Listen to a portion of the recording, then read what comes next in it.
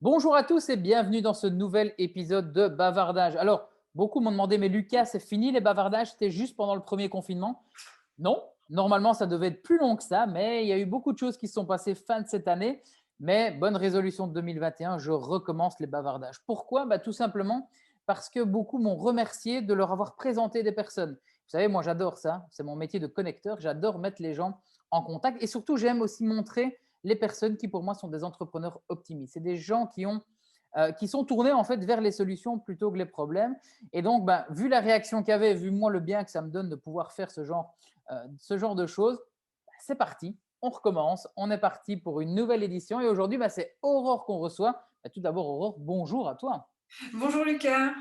Écoute, Aurore, alors pour contextualiser avant de rentrer dans le vif du sujet, parce que je sais qu'il y a plein de choses à raconter, Aurore, on s'est rencontrés via une personne en commun, c'est Sandrine, Sandrine d'ailleurs, avec qui je ferai à mon avis probablement un bavardage, qui nous a fait nous rencontrer. On a eu la chance de collaborer ensemble. Mais derrière, moi, ce que j'ai adoré chez Aurore, et je pense que ce qui va se repartager ici aujourd'hui, c'est son peps, c'est son dynamisme, c'est son sourire, on le voit ici, qui est là. Et surtout, c'est son approche de la photo qui m'a plu. Alors, elle va vous expliquer un peu qui elle est, ce qu'elle fait, mais grossièrement, hein, elle était photographe, mais pas que. C'est-à-dire qu'elle apporte vraiment une dimension beaucoup plus importante, pardon.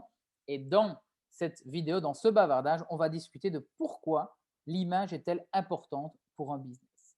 Alors, Aurore, la question traditionnelle de mon bavardage avant de commencer, qui es-tu? Que fais-tu? Et surtout, et c'est là où ça va être aussi intéressant, comment est-ce que tu en es arrivé là où tu es aujourd'hui? Alors, je vais essayer de reprendre dans l'ordre qui je suis. Donc, je m'appelle Aurore Delsoir. Ça ne s'invente pas. Si vous réfléchissez entre la conjonction de mon prénom et mon nom, vous vous direz, dès le départ, j'avais un petit souci avec la lumière. Enfin, en tout cas, un intérêt pour la lumière. Et c'est voulu d'ailleurs. C'est mon papa qui a choisi mon prénom en fonction de mon nom. Donc voilà, merci papa. Je suis photographe, donc j'avais le nom tout à fait à propos pour ce genre de métier, alors que je ne suis pas photographe depuis le début de ma carrière. J'ai fait d'autres choses depuis. Mais petite remarque, je suis photographe plutôt corporate, donc plutôt d'entreprise. Moi, mon sujet principal, c'est le monde du travail, le monde des gens qui travaillent, le monde des entrepreneurs, le monde des indépendants, le monde aussi des grosses institutions ou des grosses entreprises, ça dépend, mais là où le travail se fait, je suis. En gros, c'est ça. J'ai une petite question, désolé de t'interrompre déjà, mais est-ce que tu penses que le fait d'avoir eu ce nom et ce prénom a influencé qui tu es aujourd'hui par rapport à ça? Euh, Je ne sais pas, j'ai pas la réponse parce que mon parcours est très varié, mais en tout cas, ça me paraît maintenant et aujourd'hui comme une évidence. Et donc peut-être que c'était déjà prédestiné alors que je ne le savais pas intérieurement. Voilà. Ça, c'est toujours le genre de question que je pose parce qu'effectivement, beaucoup ont des croyances et des choses comme ça. Il y en a pour qui tout est déjà noté, gravé et on a qu'à vivre la vie qui a été programmée. D'autres qui disent non, on est les acteurs. Donc, c'est intéressant ici de cette remarque que tu as fait de ce nom et prénom. C'est vrai que j'avais jamais tilté, hein. On se connaît depuis quand même quelques mois. J'avais jamais fait le tilt. Et donc, c'est drôle qu'au final, aujourd'hui, tu sois dans le milieu de l'art qui correspond quand même au nom, quoi. Ouais, tout à fait. Mais pour rebondir sur ce que je te disais, d'un point de vue parcours, en fait, moi, la photographie n'est pas arrivée comme quelque chose de tout à fait naturel au départ, puisque quand j'ai terminé mes études, je fais des études tout à fait traditionnelles dans un collège jésuite où on m'apprenait à bien parler, etc. Et moi, j'ai choisi de faire des études de lettres et j'ai fait des études de lettres classiques, donc c'était très spécifique. J'en garde un souvenir magnifique. J'ai été d'ailleurs jusqu'au bout et je pensais en fait que j'allais faire une thèse dans mon milieu parce que je trouvais ça fantastique de s'intéresser aux civilisations anciennes, etc. J'ai même fait mon mémoire de fin d'études sur la musique dans le monde grec antique. c'est tout un monde, c'est fascinant. La musique reste un de mes gros domaines aussi de prédilection, puisque moi-même je suis musicienne, enfin j'ai été musicienne, mais mon parcours professionnel a complètement éclaté, c'est-à-dire qu'au moment où j'ai quitté l'université, je me suis dit je ne serai jamais rat de bibliothèque, c'est pas mon truc. Je sentais qu'il y avait en moi quelque chose qui voulait aller à l'extérieur. Et j'ai commencé ma carrière dans une société pharmaceutique comme vendeuse, entre guillemets, comme déléguée médicale. Et là, ça a été le grand choc, la grande rencontre du monde réel. Moi qui évoluais dans les textes, dans des mondes qui n'existaient plus, etc., je me suis confrontée à être dans des salles de consultation à 7h30 du matin, à me faire engueuler par des médecins, enfin bon, bref. Pendant les 3 premiers mois de ma carrière, j'ai pleuré toutes les larmes de mon corps et je me suis dit, Aurore, il y a quelque chose à apprendre. Et je me suis accrochée et ça m'a beaucoup plu parce qu'en fait, les gens qui m'avaient engagée avaient cru en moi, avaient cru en mes capacités de vendre quelque chose, de parler autour de quelque chose, etc. Et dans cette société, j'ai évolué tous les 2 ans et j'ai fait beaucoup de marketing. Je me suis intéressée à comment est-ce qu'on communiquait et comment est-ce qu'on comprenait les besoins d'une personne. Et toute cette parenthèse que j'aborde avec toi, c'est pour expliquer qu'en fait, ça me sert aujourd'hui, là maintenant, aujourd'hui, dans mon métier de tous les jours, le fait d'être à l'écoute, de bien comprendre les attentes, de bien comprendre les besoins d'un client, c'est hyper important et je me rends compte que ça m'a été extrêmement, extrêmement utile. Voilà, ça c'est la première chose. Et puis la deuxième chose, je dois à cette carrière dans le pharmaceutique d'avoir abordé la photographie de façon beaucoup plus professionnelle. Pourquoi ? Parce que je me suis retrouvée à un moment donné expatriée en Europe, toute seule. Et la première chose que j'ai faite, je me suis dit, voilà, tu vas découvrir quelque chose de nouveau, comment tu vas faire ? Je vais m'acheter un appareil photo. Et là, ça a été la révélation totale, quoi. Depuis lors, ça ne m'a plus quittée. Je regarde à travers un objectif, je regarde à travers un boîtier. C'est intéressant ce que tu dis par rapport aux compétences que tu expliquais dans ta parenthèse. C'est vrai que c'est quelque chose que je dis souvent aux gens, c'est que les 2 compétences indispensables aujourd'hui, c'est savoir communiquer marketing et savoir vendre aussi. Donc toi, tu es persuadé qu'aujourd'hui, si tu arrives à développer ton entreprise, c'est grâce à ce que tu as appris en tout cas une partie, grâce à ce que tu as fait dans ce premier job que tu n'aimais pas, mais dans lequel tu as essayé de retirer quelque chose. Oui, oui, alors tout à fait, c'est vraiment quelque chose dont je suis très, très fière, entre guillemets.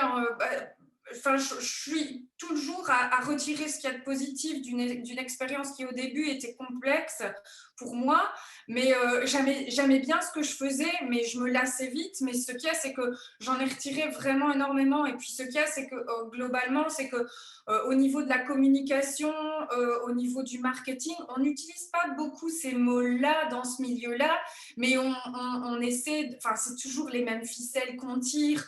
On a des personas, on a des types de personnes avec qui on va mieux s'entendre, etc. Et le fait de convaincre de l'utilité d'utiliser quelque chose plutôt qu'autre chose, ouais, ça fait partie du discours, etc. Tout en restant super éthique parce que dans le pharmaceutique, on a des règles à suivre, etc. Et je pense que tout ça, je l'ai pris et j'en ai fait quelque chose et je l'ai intégré finalement. Et c'est pour ça que ce que j'aime bien faire quand je vais travailler avec un client, c'est toujours aller le voir d'abord et préparer. On va préparer la réunion, on va préparer le reportage, je vais lui poser plein de questions et je vais beaucoup mieux cerner, tiens, ah ouais, je vois vraiment ce qu'il veut, quoi. Voilà. Et donc là, tu as voyagé, tu achètes ton appareil qui change ta vie. Puis comment ça se passe? Comment est-ce qu'on se dit ouais, c'est une passion peut-être, ça va devenir le boulot de ma vie peut-être. Ouais, c'est une super question. En fait, donc j'ai passé mes 2 années à l'étranger, je suis rentrée en Belgique et très vite s'est posé la question, bon, tu vas rapprocher d'un cap de décennie et ça va être une décennie cruciale. Est-ce que tu changerais pas de métier? Parce qu'en fait, je sentais que j'étais totalement prise par ça. Je passais mes soirées, mes week-ends, mes vacances avec un appareil. Donc, ça devenait vraiment quasiment obsessionnelle. Et en plus de ça, je m'étais installée comme indépendante complémentaire. J'avais de la demande. Et là, la question s'est posée et la réponse, elle n'est pas venue de moi. Elle est venue de l'extérieur. Il y a une grosse restructuration au niveau économique dans la boîte. Et là, je me suis retrouvée après 15 ans de bons et loyaux services avec des mois devant moi à se dire, bon, qu'est-ce que je fais? Je me lance. Hein. Voilà. Et donc là, ça a été en fait au final une obligation, mais qui t'arrangeait bien, quoi. Ah oui, oui, globalement, je pense que c'est la meilleure des choses qui me soit arrivée. Et là, on parlait un petit peu de synchronicité, de croyance, etc. Je pense que je me posais tellement la question, j'étais tellement tiraillée entre le fait d'être dans un métier où j'avais des responsabilités et aussi un salaire non négligeable et quelque chose qui me passionnait et où je sentais que je devais faire quelque chose, eh bien, tellement y penser et l'univers a fait, entre guillemets, l'univers a fait que il y a eu cet événement qui a été un choc, un séisme total, mais en même temps, avec le recul, je me dis c'est peut-être la meilleure des choses qui me soit arrivée ces 5 dernières années. Voilà. Yes, et je pense que c'est la bonne occasion d'aller même encore plus loin dans ce que tu fais aujourd'hui. Moi, ce que j'aimais bien dans ta façon de voir aussi la photographie, c'est que ce n'était pas non plus de la photo classique. Toi, tu apportes un peu plus et je pense qu'il y a un concept américain dans lequel tu as été inspiré un peu. Est-ce que tu peux nous en parler un peu plus de ça? Oui, bien sûr. Donc, de par le fait que j'ai fait des études de lettres, j'adore écrire. Ça, c'est un fait. De par mon cursus, ma carrière, entre guillemets, dans la communication, j'aime bien aussi saisir une personne et tourner autour. Et en fait, je me suis intéressée au principe, un principe qui existe, comme tu disais très bien, Lucas, aux États-Unis, en tout cas dans le milieu anglo-saxon, mais moins chez nous, qu'on appelle dans la photographie d'entreprise la photographie de marque. Et la photographie de marque, c'est quoi?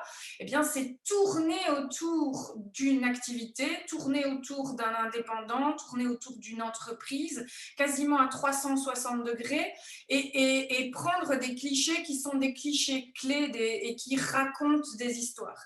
Et en fait, ce qui est intéressant dans la photographie de marque, c'est qu'on arrive avec la photo à pouvoir justement raconter l'histoire d'une entreprise ou d'un entrepreneur par plein de petits angles différents d'approche qui se complètent les uns les autres et qui donnent une grande photographie ou une big picture, comme tu dis souvent, de l'entrepreneur en question. Et ça, la photographie de marque, c'est mon axe pour 2021. J'aimerais bien beaucoup en parler parce que je trouve ça super intéressant.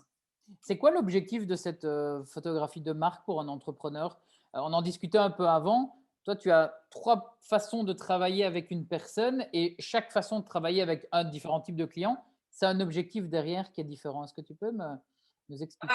L'objectif, c'est de pouvoir apporter à la fois de la visibilité, on en reparlera puisque c'est le thème du jour, mais c'est d'apporter de la visibilité dans toute son authenticité. C'est-à-dire qu'en fait, on se rend compte que plus on va parler de soi de façon vraie, authentique, plus ça va être proche de son idée d'identité propre. Parfois même, on arrive à cerner des personnalités qui sont au-delà des personnalités d'entrepreneurs, qui sont des personnes vraiment. Et bien, plus on aura de l'impact sur son public qu'il soit idéal ou pas, mais en tout cas, on va toucher les gens dans ce qu'il y a de plus profond, c'est-à-dire qu'on crée des points communs. Si par exemple, toi, Lucas Beguin, je vois que tu as une magnifique bibliothèque. Chaque fois que je te vois en vidéo, tu as une magnifique bibliothèque. Je tiens juste à préciser quelque chose. Elle est partagée. Oui, mais ce n'est pas comme l'influenceuse qu'on a vue à Dubaï qui a été affichée il n'y a pas longtemps. Ce sont des vrais livres. Ce ne sont pas des. Je ne sais pas si tu as vu ça, mais j'ai vu qu'il y avait maintenant la possibilité d'acheter, comment est-ce qu'on pourrait appeler ça, des livres vides juste pour décorer, quoi. Donc, je tiens à préciser, elle est derrière, elle est vraie. Eh bien, justement, cette bibliothèque, elle dit énormément sur l'entrepreneur que tu es. Pourquoi? Parce qu'il y a non seulement le contenu, ça, tout le monde se dit, tiens, j'ai très envie d'aller voir ce que Lucas lit. Alors, ça peut avoir attrait à ton métier. de business mixologiste, mais ça peut aussi avoir attrait à ta propre personnalité. Qu'est-ce que tu aimes? Est-ce que tu aimes les voyages? Est-ce que tu aimes la littérature étrangère? Est-ce que tu aimes les livres d'art, etc., etc. Et en fait, le principe, c'est de porter son regard sur un point bien précis et de pouvoir aller un tout petit peu plus loin pour dire « Ah oui, mais Lucas Beguin, en fait, je me suis rendu compte qu'il avait ce bouquin-là dans sa bibliothèque, mais moi, je l'ai lu, c'est mon livre préféré, j'ai très envie de créer de la connexion. » En fait, il y a un rapport de confiance qui s'installe beaucoup plus facilement à partir du moment où il y a des bribes d'histoire qui peuvent être partagées. D'accord. Donc ça, c'est d'un point de vue général, mais je sais donc tu apportes de la visibilité donc à ceux qui débutent et puis il y a Mhm. 2 autres types de personnes aussi, auxquelles tu t'adresses. Quels sont les objectifs que tu essayes d'atteindre avec ces personnes? Alors, en fait, moi, ce que j'ai fait, c'est que j'ai créé le principe de photobiographie. Donc, la photobiographie, c'est pouvoir tourner autour d'un entrepreneur pour lui apporter de la visibilité de deux façons. De façon photographique, mais aussi de façon rédactionnelle. Et au travers de ce principe-là, qui se base sur la photographie de marque, c'est-à-dire une vue à 360 degrés de la personne que j'ai en face de moi, j'ai déterminé trois types, entre guillemets, d'entrepreneurs qui ont un intérêt à pouvoir avoir besoin de ce type de service. Le premier, bah, comme tu dis très bien, Lucas, c'est peut-être l'entrepreneur qui débute, qui a besoin de visibilité et qui ne sait absolument pas comment s'y prendre.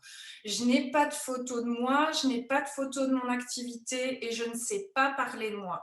Alors ça, c'est vraiment typique de la situation de l'entrepreneur qui soit débute, soit se trouve forcé par son webmaster de créer quelque chose, du texte, de la photo, du visuel et de la communication en général. Le deuxième type de personnes et entrepreneurs qui m'intéresse beaucoup, c'est l'entrepreneur qui se trouve en plein milieu de sa carrière. Il a énormément d'années derrière lui, il en a encore devant lui, mais il a envie de faire le point parce qu'en fait, il se rend compte qu'il travaille comme un dingue, mais que les gens autour de lui, ses proches, ses amis, ses collègues, parfois, ne savent pas qui il est, ne savent pas d'où il vient et ne savent pas toute la richesse qu'il transporte dans son petit sac à dos. Et le dernier, vraiment, l'entrepreneur type qui est aussi quelqu'un de passionné, c'est celui qui arrive en fin de carrière et qui a envie vraiment de faire un grand focus sur tout ce qu'il a pu faire. Et là, on se retrouve vraiment dans un travail qui est plus pas de mémoire, mais d'archives, de retracer des grandes lignes de carrière, de passion, etc., etc. Donc, c'est trois étapes, entre guillemets, qui permettent de cerner ben, les différents âges. J'aime pas les âges, mais les âges, par exemple, d'une personne, de se dire, voilà, il y a le début de la carrière, il y a le milieu de carrière qui est très intéressant et il y a la fin qui est hyper riche, où les messages sont super importants à passer. Le premier message pour un entrepreneur qui débute, c'est bah voilà ce que je fais, voilà qui je suis, et me voilà dans toute mon authenticité. Le deuxième message, c'est voilà où je suis arrivée aujourd'hui et voilà toutes les perspectives que j'ai encore parce que tout le parcours que j'ai fait m'a enrichi de ça. Et le dernier, c'est voilà le message que j'ai envie de laisser au monde finalement. C'est un peu Qu'est-ce un que j'ai héritage, retenu de quoi. tout C'est ça? un peu Voilà, l'héritage qu'on veut laisser aux gens, exactement. derrière. Bah, c'est super intéressant et c'est vrai que ça je pense que ça t'aide à te différencier aussi d'autres personnes parce que tu apportes vraiment, beh, je trouve ce côté photo de marque qui est beaucoup plus profond et plus réfléchi aussi peut-être que simplement faire des portraits, plus classiques, quoi. Donc toi, c'est vraiment cette volonté de dire la photo en elle-même n'est pas qu'une seule chose, c'est tout un ensemble. Oui, alors je pense que faire de la photo ou du portrait simple, ça a beaucoup de noblesse aussi. Moi, quand je vois les portraits, par exemple, des studios Harcourt et tout ça, je trouve que c'est tellement beau, c'est tellement léché. Mais c'est de la photographie. Moi, ce que j'aime bien dans la photographie de marque, c'est comme tu dis très bien, c'est aller plus loin, aller chercher d'autres choses qui sont peut-être pas facilement montrables et qui sont peut-être pas faciles à raconter, mais où on va essayer de, justement, en faisant tourner la petite manivelle, en regardant, ah oui, mais on va prendre cet angle-là, et comme ça va.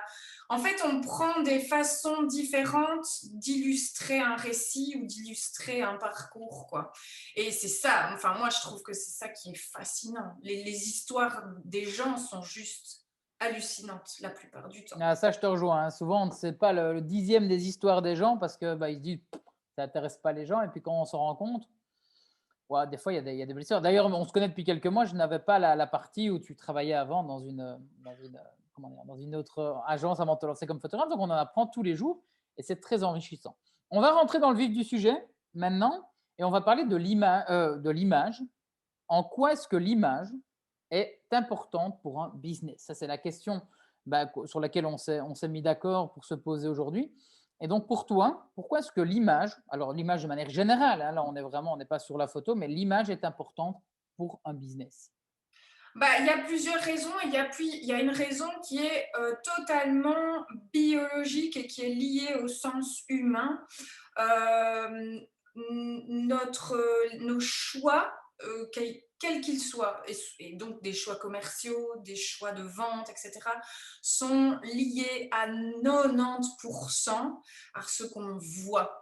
Et en fait, le côté visuel est extrêmement impactant, ce qui veut dire qu'en fait, l'aspect vision, tu sais, on a nos 5 sens, le visuel, l'auditif, le kinesthésique, et puis le goût et l'odorat.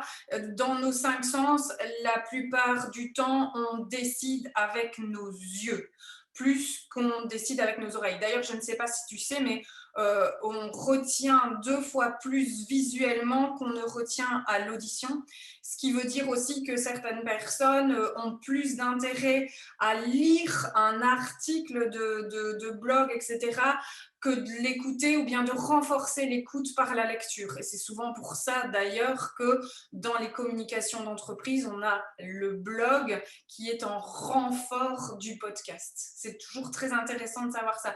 Donc à partir de ce moment-là, à partir du moment où on sait que nos yeux sont notre principal moyen de prendre une décision, et c'est lié à l'histoire de l'humanité, on voit quelque chose, il faut qu'on ait peur, etc., eh bien, inévitablement, on va axer la promotion d'une entreprise d'abord par le visuel qu'elle offre.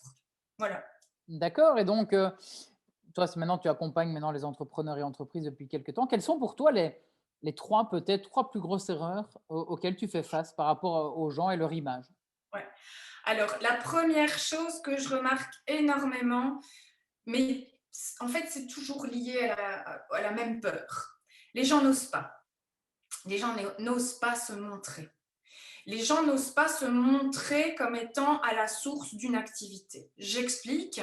Souvent, ce que je vois sur les réseaux sociaux, les portails d'entreprises, etc., on voit le logo, on voit un service, une activité, mais on ne voit pas qui est derrière. Or, le fait de montrer un visage a un impact important sur justement ce dont on parlait il y a quelques minutes, cette espèce de possibilité de connexion qui peut se faire avec l'autre public. Je pense qu'on sait pourquoi les entrepreneurs font ça. C'est les exemples des grandes marques. Nike, c'est un logo. Adidas, c'est un logo. Google, c'est un logo. Et en fait, on utilise le procédé des grandes marques qui utilisent leur logo pour faire parler d'eux, plutôt que de partir du simple fait que je suis entrepreneur, même si j'ai mon entreprise et qu'elle compte 450 personnes, je la porte et je suis fière de ça. Et donc, la première chose à faire, c'est d'apporter un visage. Et parfois, ce visage peut être le visage de toute une entreprise, ça peut être une multitude de visages, mais montrer les gens qui sont derrière ce que vous faites, c'est super important. Ça permet de voir que ce sont des humains derrière. Ouais, ça, je te rejoins totalement, hein. Moi aussi, plus dans les réseaux sociaux, hein, où les gens disent ah, mais non, mes employés ne veulent pas être mis en avant sur les réseaux sociaux, etc. Et ouais, il y a ce côté où on se cache, on se cache. Et je leur dis, C'est bizarre. Et quoi, quand vous allez en salon, vous vous cachez derrière le stand pour ne pas vous montrer? Non, c'est ce qui fait que vous êtes vous, c'est votre sympathie, c'est peut-être votre visage, votre expérience, etc. Donc l'humain, je pense, est très important. Donc ça, pour toi, c'est la première erreur. Est-ce que tu en as d'autres? J'ai dit trois, hein, mais si tu Oui, en as oui, plus. bien sûr. Alors en fait, ce qu'il y a aussi, c'est que c'est très intéressant parce que j'écoute moi aussi des podcasts et tout ça, et il semblerait que la tendance en ce moment de communication, c'est de revenir à ce côté très humain. On a besoin, et dû, je pense aussi à la crise qu'on est en train de traverser, on a besoin d'identifier les gens qui sont derrière des activités. Donc ça peut être vraiment un premier levier qui est, je pense, le plus difficile à franchir, un premier palier, mais qui est extrêmement révélateur. À partir du moment où on l'a franchi, on peut faire tout le reste. Et je me permets de rebondir sur ce que tu disais avant de passer au point 2, mais c'est vrai, ce que tu dis, j'ai lu un article, alors je ne sais plus dire où, mais qui disait que pour 2020, pour les années après Covid, après crise, il allait y avoir un phénomène un peu contradictoire qui allait se passer. C'est que les gens vont demander beaucoup plus du côté digital. Donc, ils vont demander que ce soit une présence, un e-commerce, que ce soit de la livraison, du paiement en ligne, etc. Mais en même temps, les gens ont un gros besoin de beaucoup plus d'humains. Ils ont besoin de ce côté proximité, de ce côté échange, de ce côté humain. Et donc, ce que tu dis, c'est exactement ça, parce que cette photo, cette image va apporter peut-être là où à l'époque, il fallait aller en réunion avec les gens pour les rencontrer physiquement et ressentir leur côté humain. Là, ici, il va falloir réussir à faire passer quand même son côté humain, mais à travers un écran, à travers quelque chose, une plateforme, etc. Comme on est en train de le faire ici, dans ces bavardages, l'idée, c'est de mettre un maximum d'humain, limite que les gens ressentent comme s'ils étaient, on est dans une salle avec plein de monde devant nous qui nous regardaient. Donc, je pense que ce premier point va être indispensable. Ceux qui vont se cacher derrière un logo et qui ne vont pas oser se montrer, je crois ils vont être malheureusement dépassés par ceux qui vont faire ça. Alors, je pense que la deuxième chose, elle est toujours liée à ce même sentiment de peur. C'est que ce qu'on voit souvent, c'est on montre le produit fini, on montre le résultat, on montre le service, mais finalisé. Or, ce qui est super intéressant aussi, c'est de montrer le processus, de montrer le savoir-faire, de montrer le geste. C'est très intéressant d'avoir des photos de chantiers terminés, etc. Mais c'est toujours beaucoup plus intéressant aussi de savoir comment on en est arrivé à ce chantier-là et à ce résultat-là. Et une erreur souvent que les gens font, c'est qu'ils se disent, oui, mais on n'intéresse pas notre public. Ce qui intéresse notre public, c'est ce qu'on délivre. Non, non, non. Vous intéressez votre public parce que vous délivrez, mais vous intéressez aussi votre public et peut-être d'autant plus par la façon dont vous le faites. Je pense notamment à tout ce qui est démarche durable. Je pense aussi au savoir-faire de certains artisans. Je pense aussi, par exemple, tout bêtement, à la capacité de développer des programmes spécifiques qui répondent à des besoins très, très particuliers aussi. Donc, en fait, certes, votre produit, c'est ça, votre service, c'est ça, mais montrer comment vous le faites, ça a un impact non négligeable. Oui, tout à fait. Ça aussi, je te rejoins sur ce point-là, que ce soit même, encore une fois, dans la communication de manière générale, mais c'est documenter ce qu'on est en train de faire, c'est toujours plus intéressant. Pourquoi? Parce qu'on en revient à un terme que tu disais tout à l'heure, c'est du storytelling. On raconte une histoire, et une histoire, c'est pas simplement et le prince rencontra la princesse et ils s'aimèrent toute leur vie. Non, ça n'aurait pas de sens d'avoir des histoires où c'est juste la fin comme ça. Ce qu'on veut, c'est voir que le prince charmant, il a dû battre un dragon, il a dû. Et en fait, je pars dans une métaphore là ici qui est incroyable. Je sais pas d'où J'adore ta métaphore. je ne sais pas d'où vient cette idée, mais voilà, elle est venue. Mais c'est vraiment dire qu'aujourd'hui, cette fin qui est l'équivalent de votre produit, il n'aura pas la même saveur qu'avec toute l'histoire qu'il y a devant, qu'on saura ce qui s'est passé, les hauts, les bas, les surprises, etc. Ce sera d'autant plus beau parce qu'aujourd'hui, un produit, ce n'est pas simplement le produit, c'est tout ce qu'il y a derrière. Donc effectivement, je pense que documenter le process, ou en tout cas montrer un peu plus que simplement le produit fini, je crois que c'est une chose qui va aussi aider à développer le business. Ouais. Et alors, peut-être une dernière chose pour aborder ce point de d'oser, de ne pas oser, etc. Il y a ce principe qui est de je ne le fais pas, je ne montre pas parce que je n'ai pas de bonnes photos et je n'ai pas de photos de qualité. Alors, je suis tout à fait d'accord que sur un site web qu'on est en train de refaire, c'est très intéressant d'avoir des photos qui sont vraiment prises par un professionnel parce que c'est votre première vitrine. Mais rien ne vous empêche, à l'heure des réseaux sociaux où tout se consomme quasiment à la minute, de réaliser vos propres photos pour juste faire le test, montrer ce que vous faites, etc. Pourquoi? Parce qu'en fait, moi, je me rends compte qu'il y a beaucoup d'entrepreneurs et d'indépendants qui n'ont pas nécessairement de site web, mais qui sont complètement bloqués par le fait, oui, mais moi, je ne suis pas photographe, moi, mes photos sont dégueulasses, je n'ose pas, etc. Bah, ça s'apprend, c'est pas compliqué, et en plus de ça, on a tous le moyen de pouvoir communiquer d'un point de vue visuel au jour d'aujourd'hui, avec ceci qui est quand même super intéressant si on l'utilise correctement, même pas si on est un professionnel, mais si on l'utilise correctement, on peut avoir des bons résultats et communiquer de façon percutante. Donc ça, c'est aussi le fait de se dire, ok, le premier blocage, c'est montrer mon visage, le deuxième blocage, c'est montrer tout le process, raconter comment ça se fait, etc. Et le troisième blocage, c'est dire, mais oui, mais moi, je peux le faire aussi, quoi. Je peux le faire aussi. Et ça tombe bien que tu parles de ça, parce que là, ceux qui nous regardent, soit sur YouTube, soit qui nous écoutent en podcast, restez jusque la fin. Il y aura une petite surprise à la fin par rapport à ce qui vient d'être dit. Je n'en dis pas encore plus. Vous saurez ça sur la fin. Mais d'ailleurs, Aurore, je vais rebondir sur ce que tu disais. Effectivement, aujourd'hui, on a ceci. Donc, ceux qui ne voient pas, elle montrait son smartphone, qui montrait qu'aujourd'hui, c'était vraiment un outil indispensable.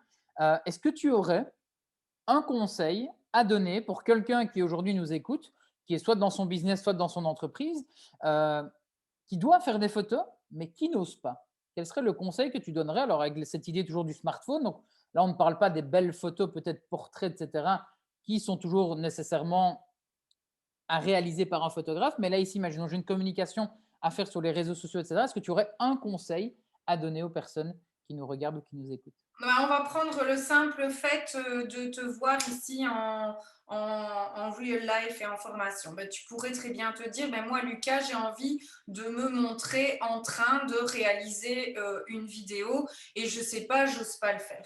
Eh bien, c'est assez simple. La première chose à faire, c'est prendre ton téléphone et bien mettre l'application appareil photo dans les premières applications de ton écran. Ça, c'est vraiment le B à bas.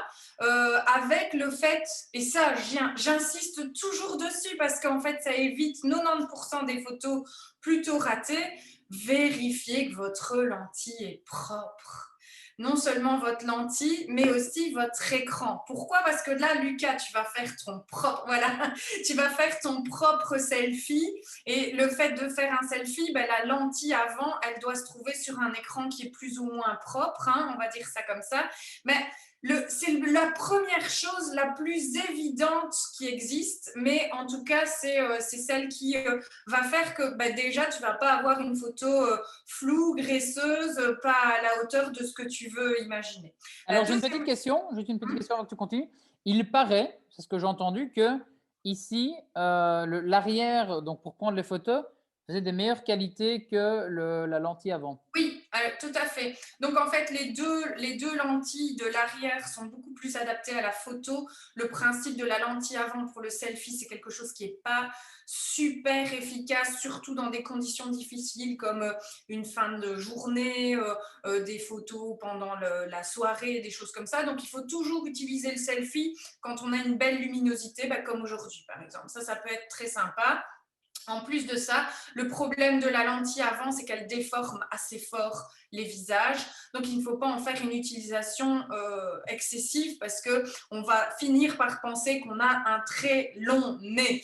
Elle les affine ou c'est à notre avantage ou à notre désavantage? Elle allonge. C'est la lentille allonge un peu. Enfin, ça déforme légèrement le visage, donc c'est pas très, très flatteur.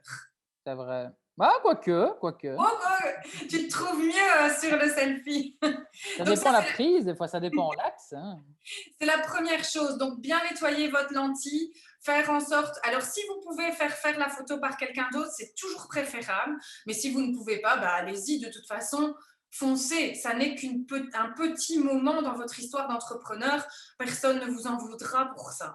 Et la troisième chose, c'est la mise au point. Donc, ça, c'est un truc que j'aime bien expliquer très facilement.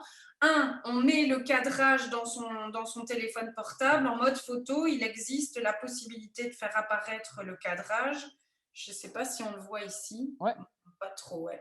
Donc, en fait, à partir du moment où vous arrivez à prendre le cadrage, ça va vous permettre de prendre des photos droites. Ça, c'est cool. De vous bloquer sur l'horizon. Voilà. Voilà. Et oui, je vais en faire une comme ça. Voilà. Hop. Et la deuxième chose, c'est aussi de pouvoir visualiser. Vous voyez, en fait, l'appareil photo de votre téléphone portable, il va faire apparaître votre visage et c'est là-dessus qu'il va zoomer. Et donc, à ce moment-là, vous êtes sûr que votre focus, c'est le focus de l'appareil, il est au bon endroit. Il n'est pas sur la bibliothèque derrière, il est sur le visage de Lucas. Eh bien, si vous respectez ça, déjà, vous devriez avoir quelque chose de correct. Bah, super. Bah, écoute, je pense qu'on arrive tout doucement à la fin de cet échange. Il y a encore quelque chose que tu veux rajouter par rapport à ce qu'on a discuté, que ce soit l'image de marque, que ce soit la photographie. Est-ce que tu as, un petit quelque chose une petite astuce supplémentaire? Oui, alors souvent, j'ai des gens qui me disent, mais je n'ai aucune inspiration dans ce que je veux montrer. Il y a mon produit fini, il y a moi, j'ai pas envie de me montrer.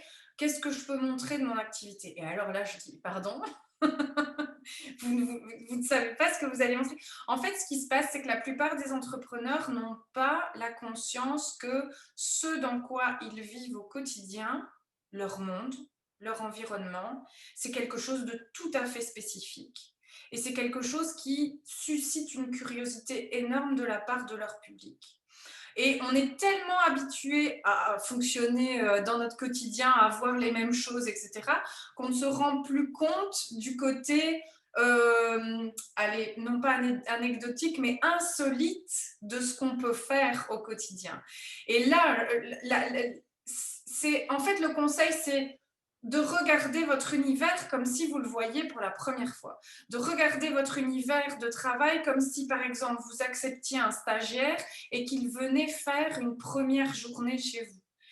Et là, tout change. Tout change. Pourquoi? Parce qu'en fait, tout est nouveau, tout est à expliquer, tout est à montrer. Ah oui, mais on fait ça plutôt que ça, on fait comme ça, on s'arrête à telle heure parce qu'il y a ça, il y a tel fournisseur qui vient. Et le côté anecdotique et routinier se transforme en quelque chose à montrer et quelque chose à raconter. Et ça devient d'une richesse. Alors, on ne s'arrête pas tout le temps sur tout, mais ça devient extrêmement intéressant et interpellant. Et donc, voilà. Ah, super, super idée, cette idée de voyez-le comme s'il y avait un nouveau stagiaire ou comme s'il y avait une journée porte ouverte ou peu importe. Qu'est-ce que vous expliqueriez aux gens et de pouvoir le communiquer aussi, ce serait intéressant. Donc, j'avais jamais vu les choses comme ça. C'est vrai que c'est un bon exercice à faire pour ceux qui n'ont pas d'inspiration. Bah, imaginez simplement que vous avez un stagiaire qui vient, vous devez lui expliquer un peu tout, lui montrer un peu les choses, etc. Bon, pas les codes secrets, ce genre de choses, bien entendu, mais je suis sûr qu'il y a beaucoup de choses à pouvoir partager. Il y a plein de domaines comme ça qu'on peut aborder. Moi, souvent, ce que je dis, c'est d'abord vous, qui est derrière l'entreprise? Est-ce que c'est vous? Est-ce que c'est vous et votre collègue ou votre associé? Est-ce que c'est vous et toute une équipe? Donc ça, c'est une première chose. Il y a le travail fini, donc le service et le produit que vous offrez, mais il y a plein d'autres choses. C'est-à-dire, c'est votre environnement de travail. Ça peut être super intéressant à expliquer et à montrer. Mais l'environnement de travail, ça ne s'arrête pas qu'à votre bureau. Ça peut être les chaînes de production, ça peut être les contacts avec vos clients ou partenaires, ça peut être des fournisseurs, ça peut être des foires dans lesquelles vous avez l'habitude d'aller, etc. Donc ça, c'est de l'environnement au sens large. C'est énorme. Il y a aussi tous les gestes et le savoir-faire dont j'ai parlé tout à l'heure. Il y a également la personnalité de l'entreprise ou de l'entrepreneur.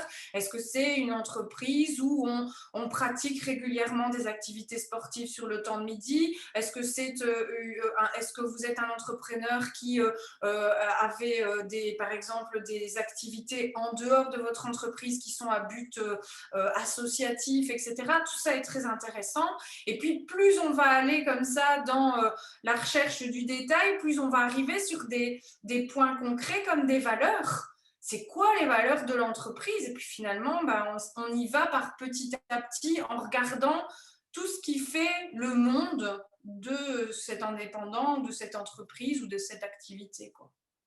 Eh ben, écoute, super. Et en plus, tu termines cette explication avec une parfaite transition pour moi. Bah, ceux qui nous ont écoutés jusqu'ici, qui nous ont regardés, bah, bravo à vous. Et donc, la petite surprise dont on a parlé tout à l'heure, la voici. C'est que j'ai le plaisir cette année de lancer la première boîte à outils de l'entrepreneur optimiste. Alors, c'est quoi la boîte à outils? C'est un rassemblement de 10 formations sur des thématiques qui, pour moi, sont importantes, des compétences indispensables pour que les entrepreneurs puissent développer leur business en 2021. Alors pourquoi je parle de ça maintenant? C'est parce qu'Aurore, ici présente, m'a fait le plaisir de participer à ce projet. Et donc, si, suite à ce que vous venez d'écouter, vous dites, tiens, j'ai envie de savoir faire des photos avec mon téléphone, mais je n'y arrive pas, ou je n'ai pas d'idée, ou je n'arrive pas à bien la retoucher, etc. derrière, dans ce pack de formation, il y aura la formation d'Aurore qui s'appelle Comment réaliser ses photos avec son smartphone en 3 heures, si je pense, hein, c'est bien ça. Voilà, est-ce que tu veux dire un petit mot par rapport à cette formation? Oui, le but, c'était de me dire, bah voilà, globalement, c'est ce dont on discutait. Parfois, on n'a pas nécessairement toujours besoin d'un photographe professionnel et on est peut-être impressionné par la démarche.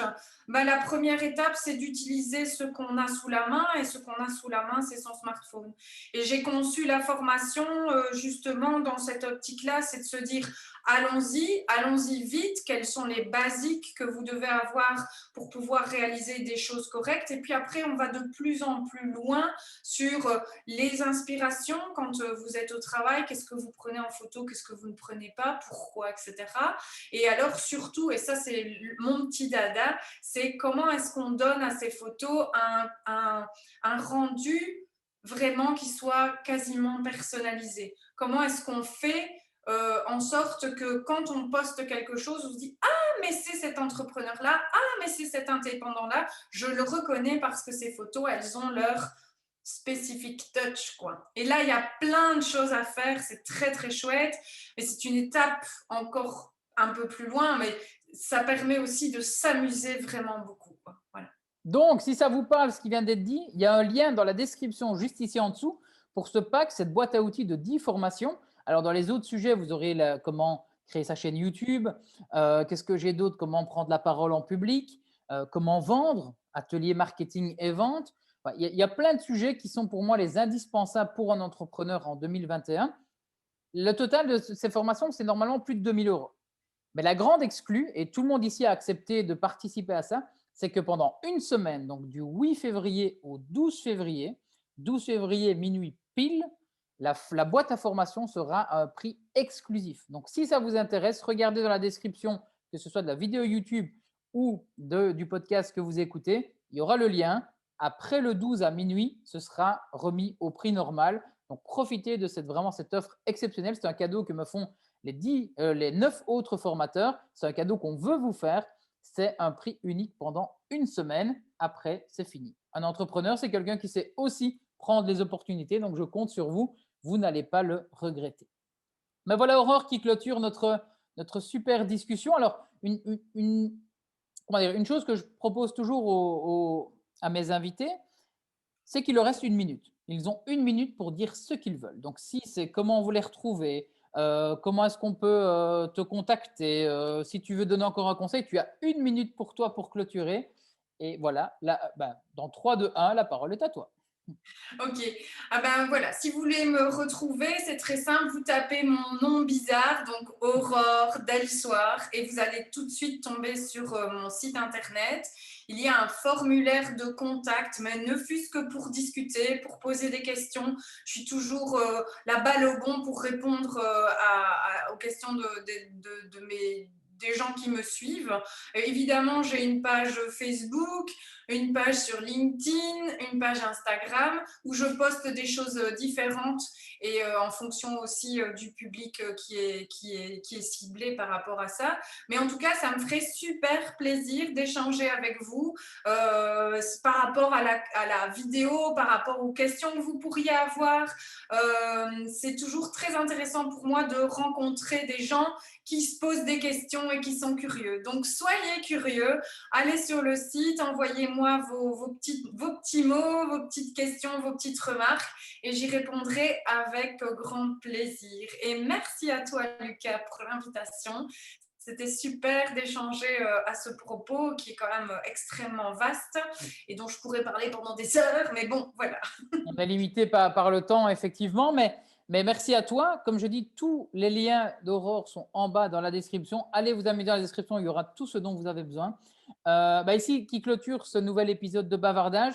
Comme je vous l'ai dit, ça va revenir de manière un peu plus régulière. Il fallait que je m'y remette un peu et que je reprenne la peine de vraiment retravailler le concept pour qu'il soit vraiment comme je l'imaginais. Donc, merci Aurore d'avoir été la première de cette année. Ce ne Merci sera à toi. certainement pas la dernière.